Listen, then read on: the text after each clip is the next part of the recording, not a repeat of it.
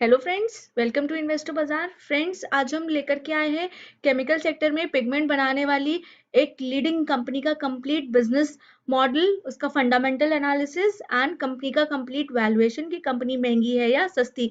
जी हाँ फ्रेंड्स, हम बात करेंगे सुदर्शन केमिकल इंडस्ट्रीज लिमिटेड की।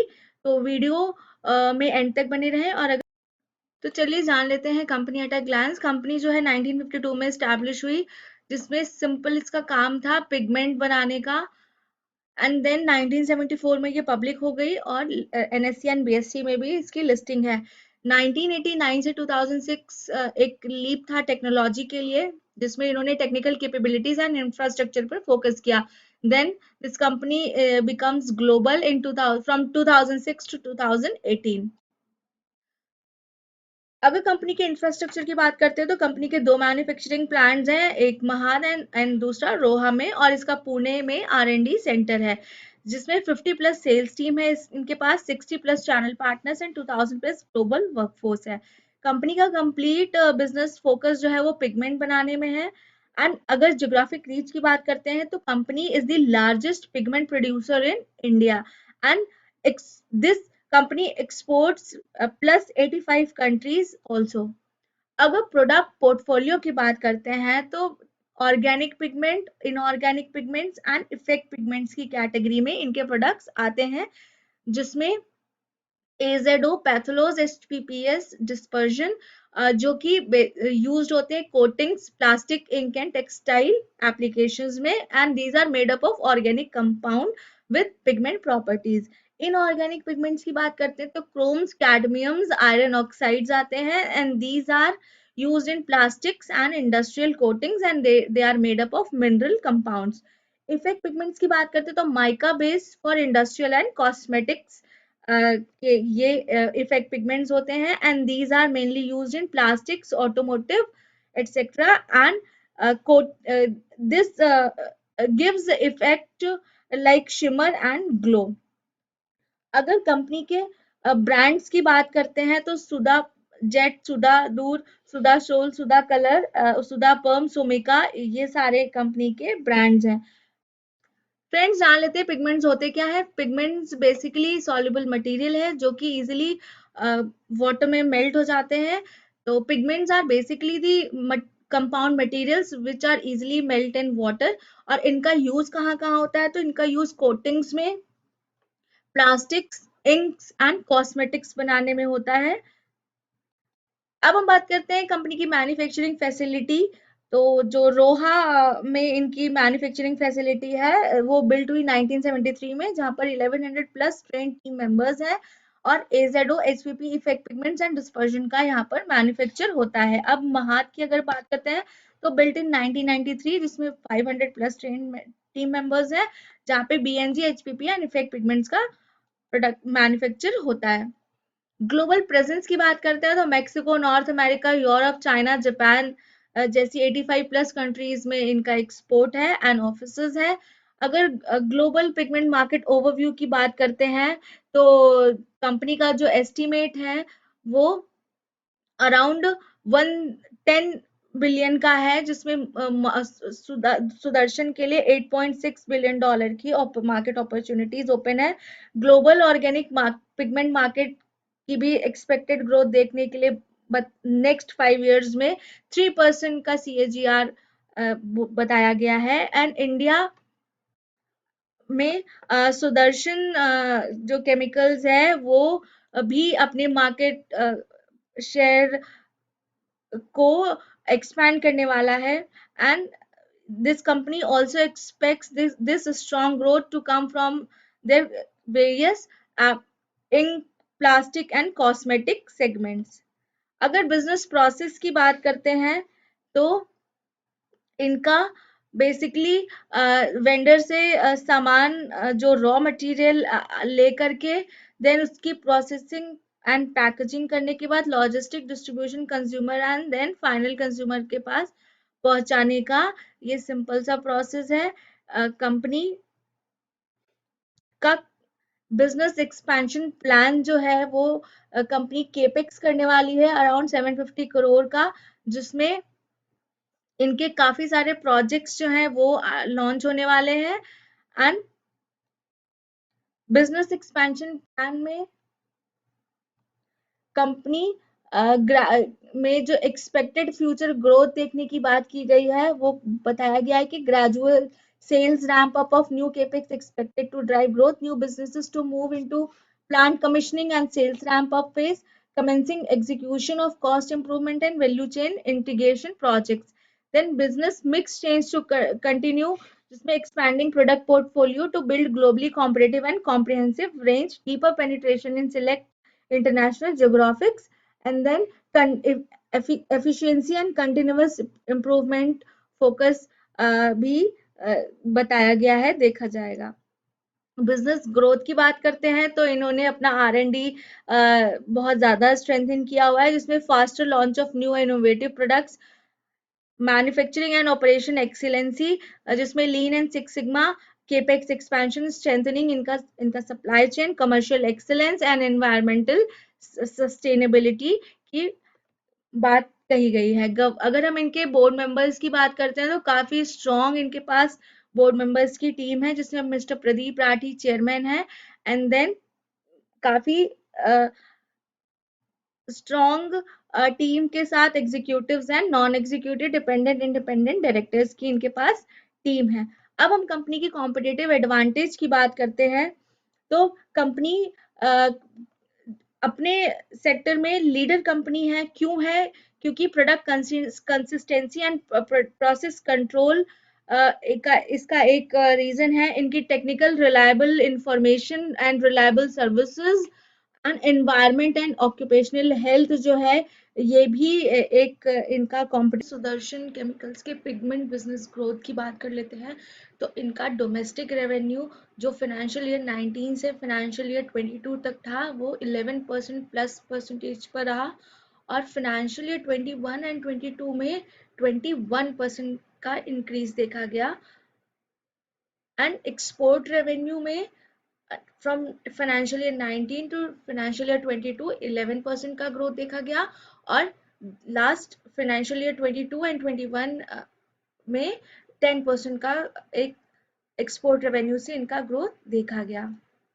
अगर हम स्पेशलिटी रेवेन्यू की बात करते हैं तो फ्रॉम 19 टू फाइनेंशियल ईयर 22 11% का ग्रोथ देखा गया, and last 2 years financial year 21 and 22 में 15% का ग्रोथ देखा गया, जो कि 1203 करोड़ से इंक्रीज करके 1378 करोड़ पर देख रहा।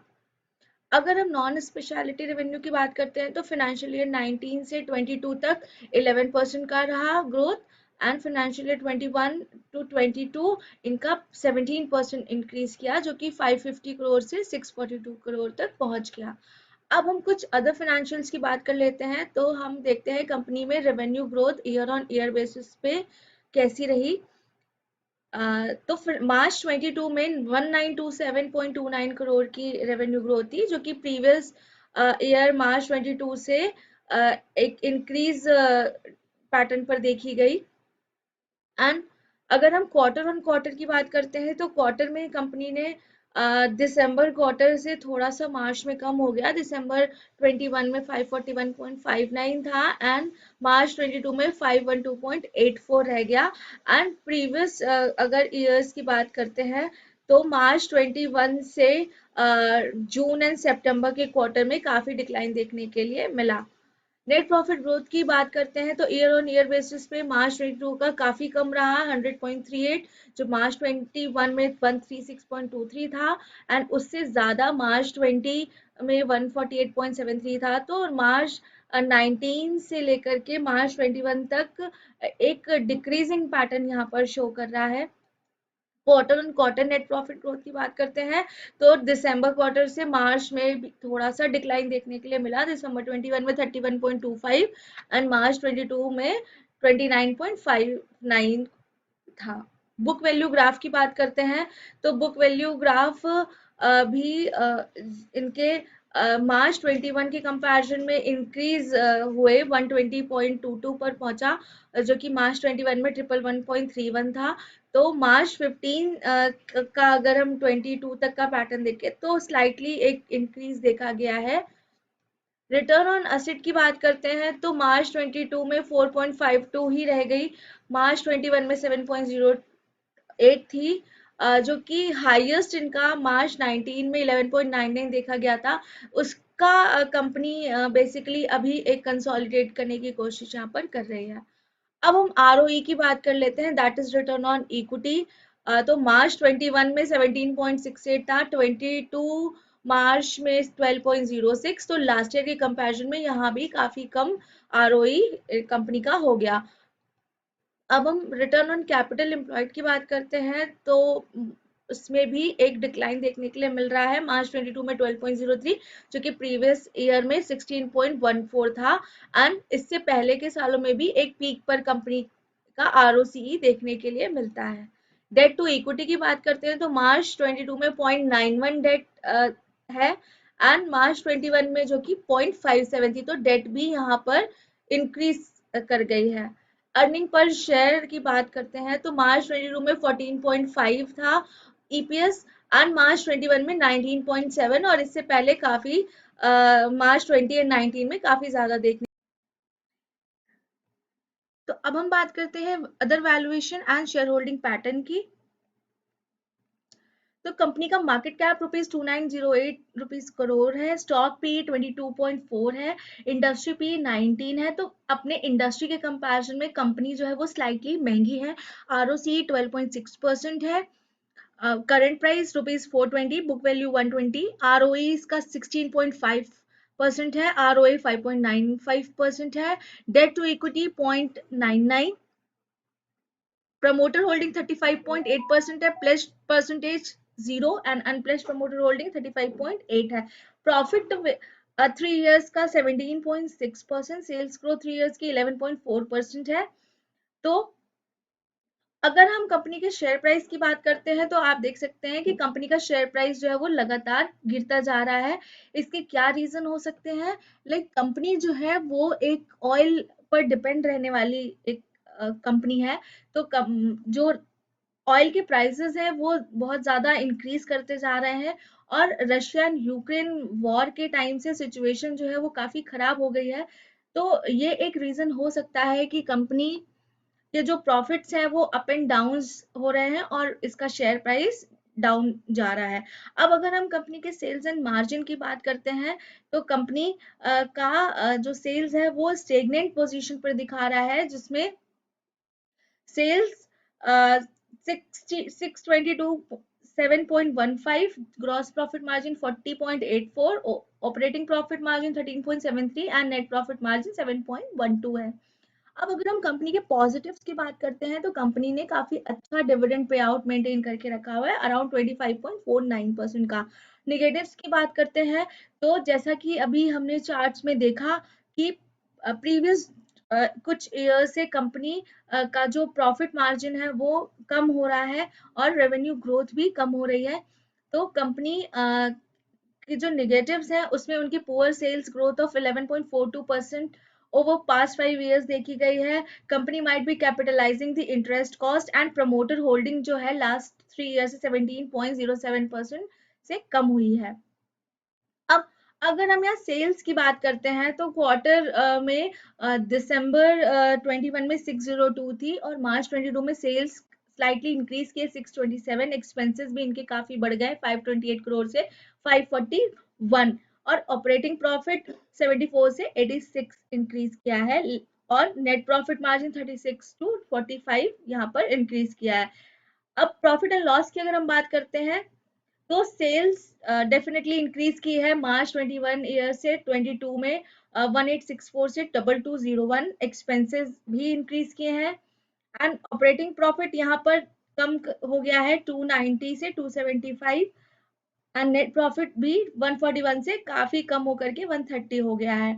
अब अगर हम रिजर्व्स की बात करते हैं तो यहाँ कंपनी का रिजर्व जो है लास्ट ईयर 21 के कंपैरिजन में इंक्रीज किया है, एंड बोरोइंग्स भी साथ ही साथ इंक्रीज करी हैं 618 से 823, एंड फिक्स असेट 615 से 843 हो गए हैं। तो हम ये बता सकते हैं कि कंपनी जो है वो एक केपेक्स करने वाली है, तो इस वजह से यहाँ पे इसके एक्सपेंसेस काफी इंक्रीज दिखा रहे हैं। अगर हम शेयर होल्डिंग पैटर्न की बात करते हैं तो प्रमोटर होल्डिंग 35.82% की है।